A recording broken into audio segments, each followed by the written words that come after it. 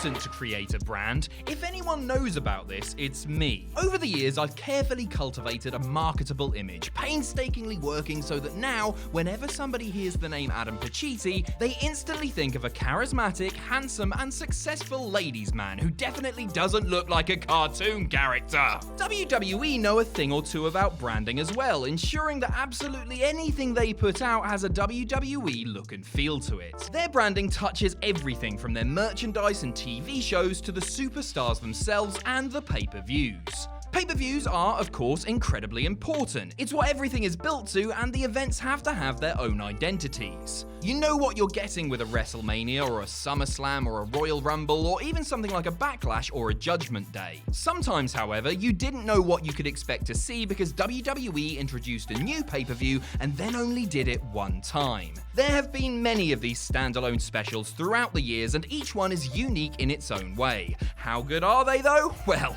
I'm here to tell you. So come with me, a charismatic, handsome, and successful ladies' man who definitely doesn't look like a cartoon character, as I run down 10 of the best. I'm Adam Pacitti from Cultaholic.com, and these are the 10 best one-time WWE pay-per-views. Join us. Number 10, The Wrestling Classic. Spurred on by the success of the first WrestleMania, WWE decided to present another pay-per-view in late 1985. In order to make up for the lack of glitz and glamour that the Showcase of the Immortals offered, WWE devised a 16-man tournament, as well as a WWE title match between Hulk Hogan and Roddy Piper to try to draw viewers in. With 15 matches in total on the 2.5-hour-long show, some of them were necessarily short, with several going less than 1 minute. But there were plenty of stars on display, and who doesn't love a good old tournament? The best of the tournament matches were Magnificent Morocco versus Tito Santana, Iron Sheik versus Junkyard Dog, surprisingly, Randy Savage versus Ricky Steamboat, not so surprisingly, and Macho Man versus Dynamite Kid. But really, match quality was not exactly a priority in this era or on this night. The joy was in watching the tournament unfold and seeing the cast of over-the-top characters do their thing. Rowdy Roddy and the Hulkster's encounter was far from an epic and obviously didn't have a proper finish, but it was one of the hottest feuds of the rock and wrestling era, and these guys could work a crowd as well as they could ingest a line of the white stuff. Number 9, Rock Bottom. Years before his name was on a Hollywood marquee, The Rock had a WWE pay-per-view named after him. The last major show of 1998, Rock Bottom was not as lauded as, let's say, Jumanji or something. In fact, in many ways, the show was actually pretty terrible, but sometimes terrible wrestling can be just as entertaining as actual, good wrestling. Isn't that right, Mafu? WWE were riding high at the time and had a bevy of megastars on their roster. However, this was the Attitude Era, and talent didn't always mesh well with booking and presentation. The Steve Austin vs. Undertaker Buried Alive main event could have been an amazing spectacle, but it was a disaster. Both men were banged up, the stipulation was naff, and the ending fell apart due to a malfunctioning backhoe. Time to send that backhoe down to the Performance Center, if you ask me. Mankind and The Rock had their typically decent match, but the finish was a joke. Watching matches like the Headbangers versus the Oddities and the New Age Outlaws versus the Corporation make you wonder why WWE was popular at the bloody time, but there was some decent action sprinkled in, particularly a Steve Blackman versus Owen Hart contest. Overall though, this curio is not one I'd advise you sit through sober. Number 8, This Tuesday in Texas. This Tuesday in Texas was WWE experimenting to see if the paying public would stump down their hard-earned cash on a Tuesday as opposed to a Sunday. Didn't really work, with the event drawing a disappointing buy rate despite a couple of very enticing matches. WWE shelved the idea of doing a pay-per-view on a Tuesday until 2004, when they tried and failed again, and again in 2005. You know what they say, if you're going to do something wrong, you might as well do it over and over and over again. Anyway, as for the show itself, the main attraction was Hulk Hogan regaining his WWE title from The Undertaker 6 days after losing it at the Survivor Series, where the dead man nearly ended the Hulkster's career by dropping his head about 3 feet from the mat. Randy Savage and Jake Roberts clashed in a short but red-hot grudge match, while Bret Hart defended his Intercontinental title against Skinner. The British Bulldog beat the Warlord in one of the beefiest matches ever captured on film, and, surprisingly, the best bout of the night was provided by Repo Man and Ted DiBiase tagging against El Matador and Virgil. Match of the night. Holy Olive Garden, Batman. Number 7. Great Balls of Fire. Ignore the fact that the logo for the show looked like a flaming knob and bollocks. Actually, no, don't ignore that because it's really bloody funny and had to be intentional, right? Okay, how about ignore the fact that it was named after a hit song from 1957, likely the last time Vince McMahon willingly listened to the radio, and enjoy Great Balls of Fire, a truly odd name for a one-time pay-per-view in 2017. And what an intriguing main event, Samoa Joe versus Brock Lesnar with the Universal title on the line. Unfortunately though, the Battle of the Beast and the Samoan Submission Machine was a disappointment, with Brock clearly concerned about getting back home in time for his favourite fishing and hunting program, but it was entertaining while it lasted. Elsewhere on the card, the Hardys and the Bar had themselves a well-done 30-minute Iron Man match for the tag belts. Bray Wyatt and Seth Rollins had a decent match, as did Dean Ambrose and The Miz. Alexa Bliss and Sasha Banks showed what they can do, and Roman Reigns attempted to murder Braun Strowman after their mental ambulance match. All in all, a solid night's work here. Except for Enzo and Cass, their match sucked great big balls of fire. Number 6. Breaking Point.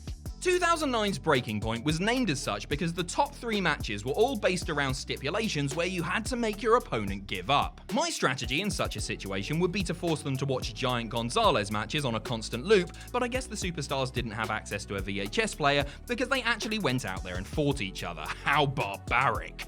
In the main event, The Undertaker lost to CM Punk in a World Heavyweight title match. I'm putting lost in air quotes here in case you didn't know, because WWE decided to reenact the Montreal Screwjob ending for the 15th time, as they were still a few years away from properly getting over it. John Cena beat Randy Orton in a wacky I Quit match to win the WWE title, and Legacy, Cody Rhodes and Ted DiBiase Jr. beat DX in a sprawling submissions count anywhere match. The rest of the show was decent, and you can't go wrong with William Regal versus Christian, Kofi Kingston versus The Miz, or Kane versus the Great Khali. Wait, scratch that last one. You definitely can go wrong with Khali and Kane. Very, very wrong.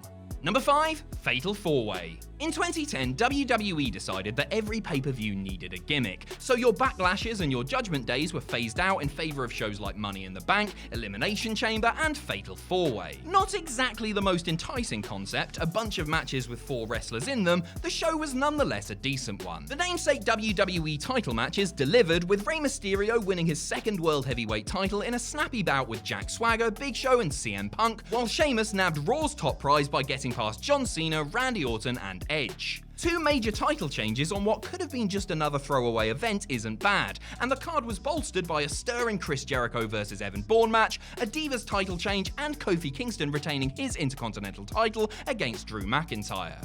The concept didn't exactly do big business at the box office, mind you, drawing one of the lowest buy rates of the year, but don't let that hamper your enjoyment of the show, Mr. Meltzer. Now that I think about it, I'd be all for WWE introducing similar pay-per-view concepts in the future. Bring on Tornado Tag Mania, Handicap Match Hell, and 6-man Super Show.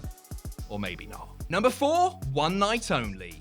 The good news for the WWE superstars when they made the transatlantic trip to the United Kingdom for a pay-per-view was that they didn't really have to try as hard as they did in the US. Insurrection, Capital Carnage, Rebellion, No Mercy in the UK, you name it, it was usually a glorified house show full of jet-lagged performers sleepwalking through their matches. 1997's One Night Only, however, was different. Sure, Tiger Ali Singh was still on the card for some reason, and there were a couple of so-so bouts, but most of the action was darn good, and the event had 4 genuinely excellent matches to boast about. Triple H and Dude Love had a banger in the opener, Owen Hart versus Vader was lovely stuff, The Undertaker and Bret Hart's WWE title match was a lost classic, and Shawn Michaels versus British Bulldog was a riot. In fact, the match almost ended with a riot when HBK walked out as champ, getting the script changed at the last minute despite Davey Boy dedicating the presumed win to his sister Tracy, who was battling cancer at the time. It may have ended on something of a sour note, but One Night Only was a really good one-time only event, especially for us fans here in Blighty. Number 3, Invasion. Throughout the Monday Night Wars, fans had fantasized and fantasy booked a feud between WWE and WCW wrestlers. Imagine Stone Cold versus Goldberg, Sting versus The Undertaker, The Rock versus Ric Flair. Of course, when WWE actually purchased their arch-rival and presented the invasion with ECW thrown in for good measure,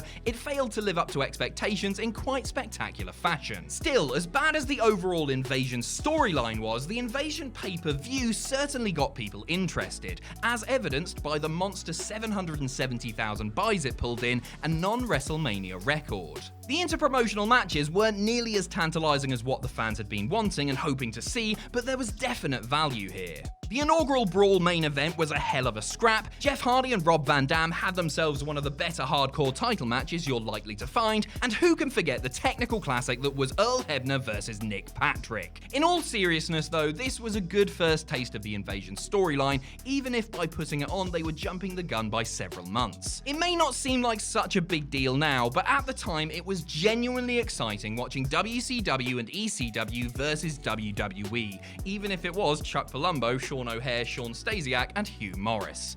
Number 2, Evolution.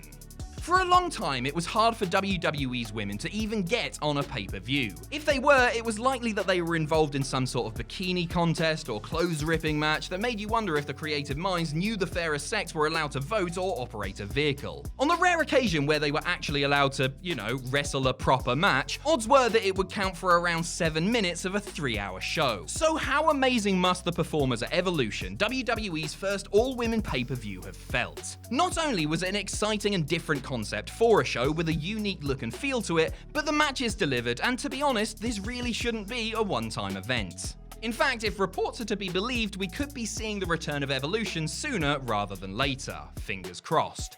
As for the event itself, Trish and Lita returned for a feel-good opener, Toni Storm won the finals of the Mae Young Classic, Charlotte Flair and Becky Lynch had an unbelievable last woman standing match, and Ronda Rousey and Nikki Bella capped it all off with a historic main event.